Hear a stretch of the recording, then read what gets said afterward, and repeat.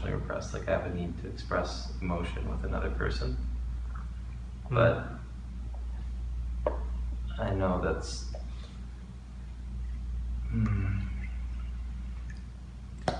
You're seeking, well, the error is you're seeking something in the other person which you already have within yourself. Everybody's doing the same thing. Unfortunately, this situation of human relationship, it's become just like beggars begging from each other. And not knowing that these beggars are actually in reality emperors. They have a storehouse of resources, and you're seeking somebody else's resources without knowing what you have within yourself. So then it becomes a situation where you're just like a vampire. You don't have any true life source of your own, so you start feeding off other people's life sources. With good intentions. I'm not saying this is like...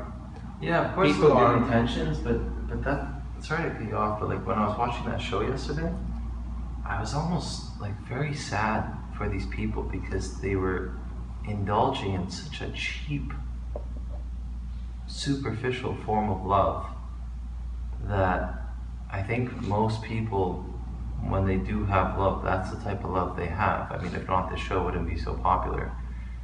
And it was just, it was so sad. I mean, obviously you can have compassion for anyone, even a stranger, but like this guy that, within 5 minutes of meeting this person, like just completely unaware that his affection for this person was completely a projection. And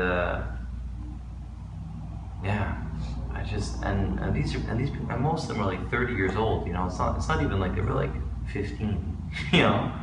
Not that age means anything, but it was sad.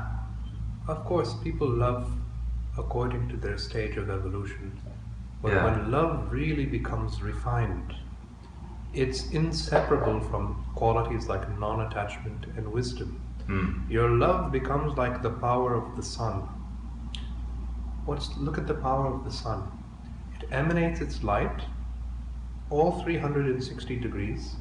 It's not discriminate. It doesn't say, this is a bad tree, I'm not going to nourish this. This is a good tree, I like you. No.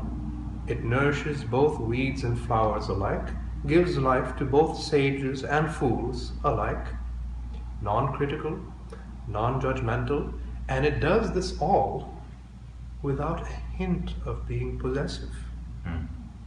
And because of that quality, if you find somebody who has such love, you'll feel a magnetic pull towards that person. Because when you have power like that, but yet that power doesn't seek to possess, it's not a manipulative kind of power. It's a force of nature. So you feel a certain beauty. Look how we appreciate the animals in the wild. As human beings, we find it mesmerizing. For the same reason, when we look at them, they're so natural and wild. They have a certain power, but yet they're not seeking to possess you, of course, unless they're hungry and they want to gobble you up. But otherwise, this is the way that they are, and they're not being hypocritical.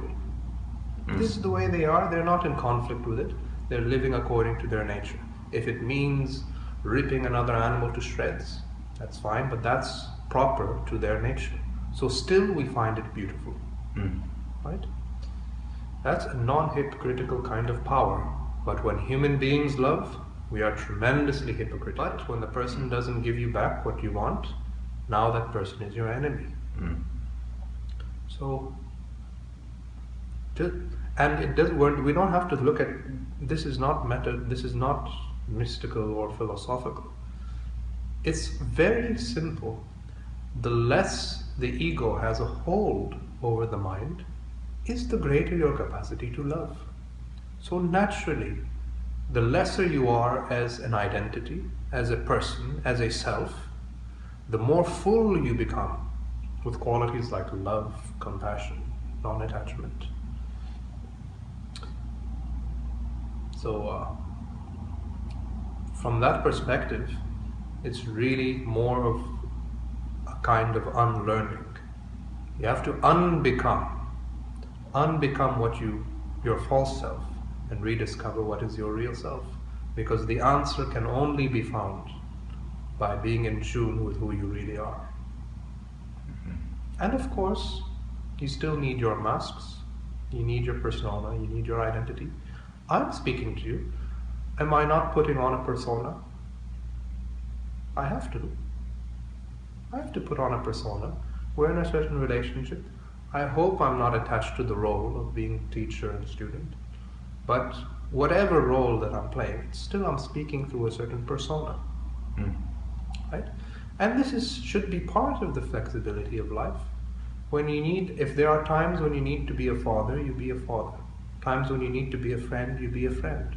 When you're a gardener, working in the field, in those moments, you're just a gardener, nothing else. This is the wisdom of life. You have to learn how to be flexible. Right? And adapting to many different environments. Have you seen Japanese teacups? Yeah. It reminds me of actually another simple story. If you look at Japanese teacups, they're made of very thin material and they can break quite easily. So one student, he asked the Zen master, why do the Japanese people create such delicate teacups? The master said, you've missed the whole point. It's you who must adapt to the environment, not the environment who has to adapt to you. So if you have a delicate teacup, you drink delicately. And drinking tea should be a gentle, delicate process. You should be alert, very deeply relaxed within yourself. So because you should be deeply relaxed, at peace, therefore they've made these delicate teacups. And you should adapt to the circumstance.